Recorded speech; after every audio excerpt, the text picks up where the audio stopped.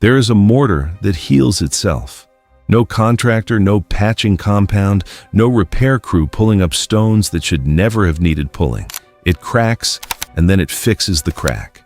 On its own, while you sleep, while decades pass, while the building above it outlasts every person who ever walked through its doors. Cathedrals built with it have stood for 800 years without a single repointing job. Roman harbor walls mixed with it still hold back the sea 2,000 years after the last mason set down his trowel. The material costs $8 a bag and can be mixed by hand in a wheelbarrow. Then, Portland cement arrived, and a material that lasts a century replaced a material that lasts a millennium. Not because it performed better, because it could be manufactured, distributed, marked up, and sold at scale. And what can be sold at scale can be made into an industry. And what becomes an industry can write the rules about what gets used. This is the story of the mortar they replaced with something worse and called it progress. Welcome to Buried Blueprints.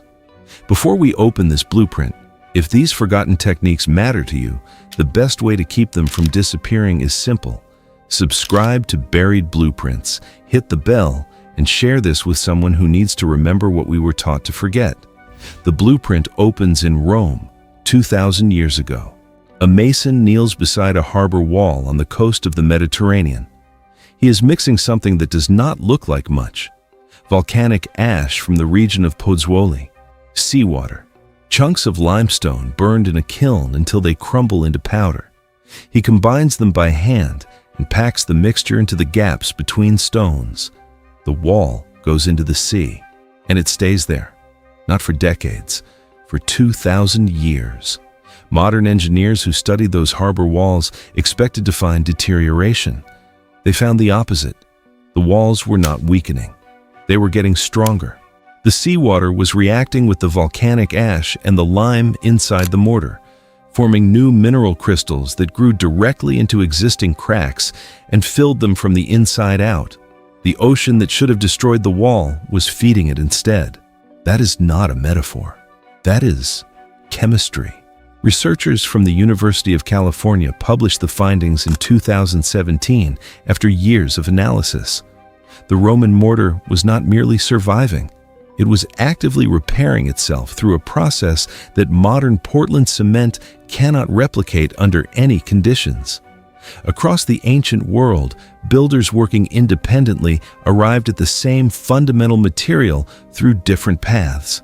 In the Middle East, builders burned limestone and mixed the resulting powder with sand and water. The mixture hardened slowly, bonded tightly to stone, and remained slightly flexible as it cured.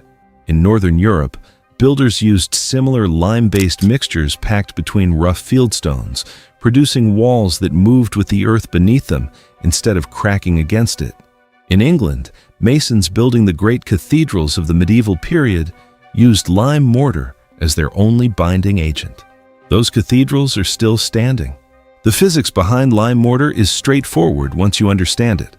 When limestone is burned in a kiln, it releases carbon dioxide and becomes quicklime. Mix quicklime with water and it becomes putty lime, a soft and workable paste. Pack that paste between stones and it begins to carbonate, slowly absorbing carbon dioxide back from the air, recrystallizing into calcium carbonate and returning toward its original stone-like state. The process takes months, sometimes years. But when it finishes, the mortar has become part of the wall in a way that no modern product can match. And here is what makes it extraordinary. The carbonation process never fully stops.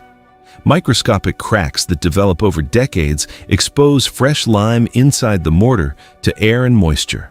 The carbonation resumes. The crack fills. The wall continues. A lime mortar joint is not a static seal. It is a living system that responds to damage by healing it. Walk through any medieval European city and run your hand along a stone wall that has been standing since before Columbus crossed the Atlantic. The mortar between those stones is not the original application. It has been replaced dozens of times by the same chemistry, cycling through crack and repair for 5 centuries or more. The wall does not need a mason, it needs time. Now walk through any American neighborhood built after 1950 and look at the brick walls, the block foundations, the concrete steps. Look at the mortar joints. Count the cracks. Portland cement mortar, the standard binding agent in virtually every masonry construction in the modern United States, begins to fail within 20 to 50 years under normal conditions. It is harder than lime mortar. It is less flexible.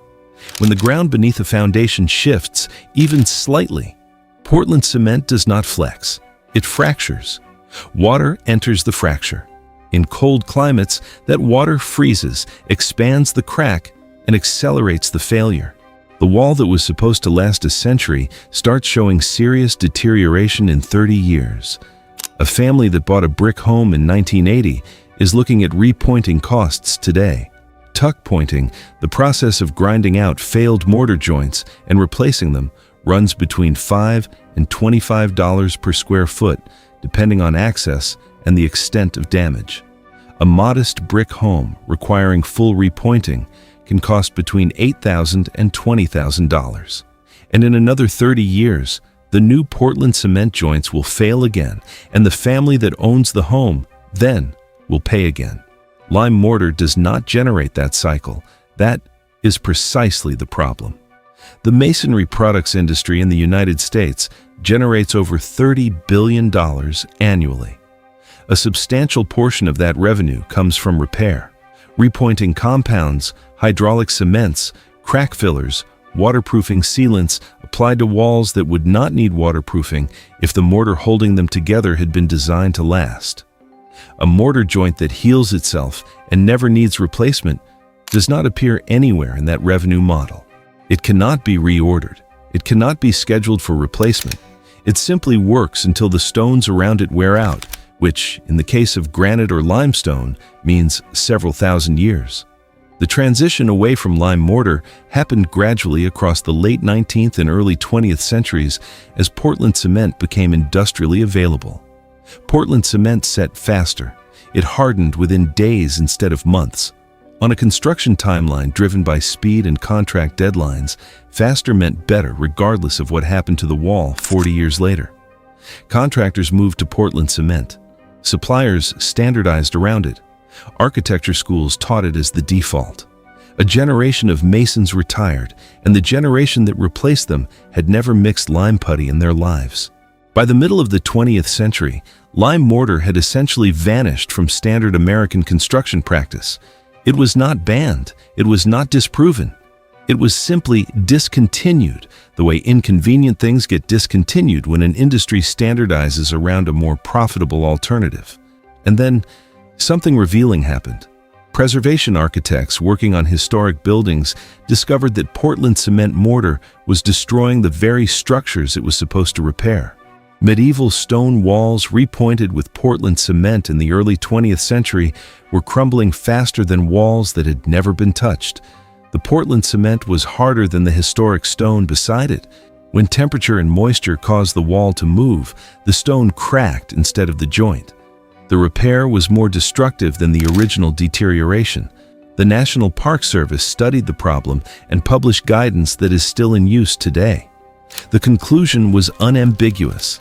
Historic masonry must be repointed with lime mortar. Portland cement is incompatible with historic stone construction and causes irreversible damage. The federal government, which funds historic preservation across thousands of properties in every state, requires lime mortar by law for any federally supported restoration project. Read that again slowly. The same government whose building codes default to Portland cement for all new construction legally mandates lime mortar when the goal is making something last. The knowledge that lime mortar outperforms Portland cement for longevity is not hidden from the people writing the rules. It is written into the rules they apply when permanence is the actual requirement. For everything else, the cheaper and faster option prevails, regardless of what it costs the homeowner 30 years later. The regulatory framework around mortar selection in new construction creates no obstacle to using lime mortar. It is not prohibited. But the specifications written into standard construction contracts, the materials listed in default building plans, the products stocked by every masonry supply house in the country all point to Portland cement as the assumed default. A contractor who bids a project using lime mortar must source it specially, adjust for longer curing times, and explain the deviation to a client who has never heard of it. A contractor who bids with Portland cement opens a standard account at the local supplier and moves on. The path of least resistance runs through the material that generates the most recurring revenue. The insurance and lending systems reinforce it further. Mortgage underwriters value homes based on standard construction methods.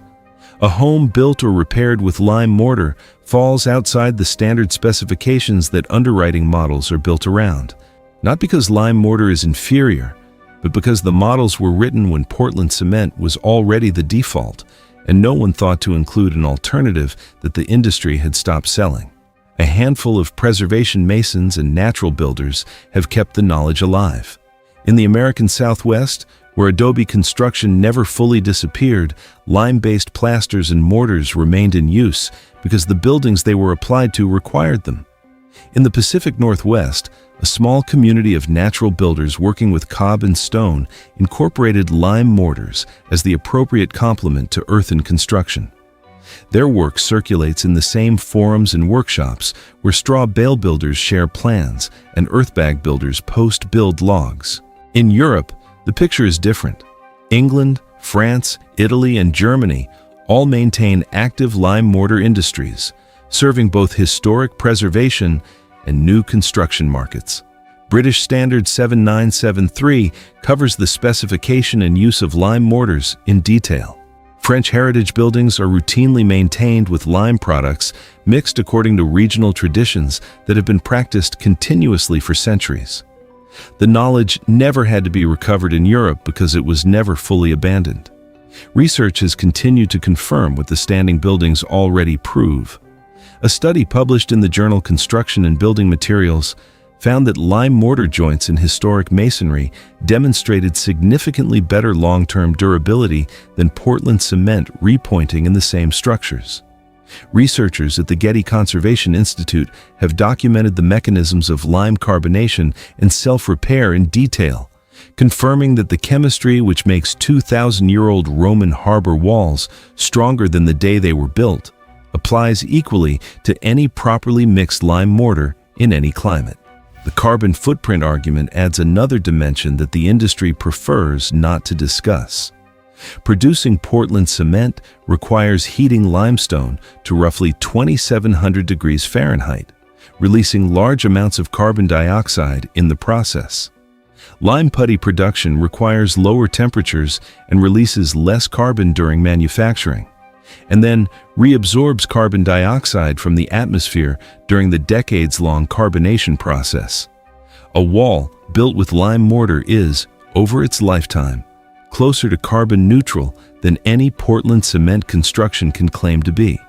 The $8 bag of hydrated lime sitting on a shelf at the hardware store contains everything needed to mix a mortar that outperforms every product in the masonry aisle beside it. It requires no special equipment. It requires no licensed installer.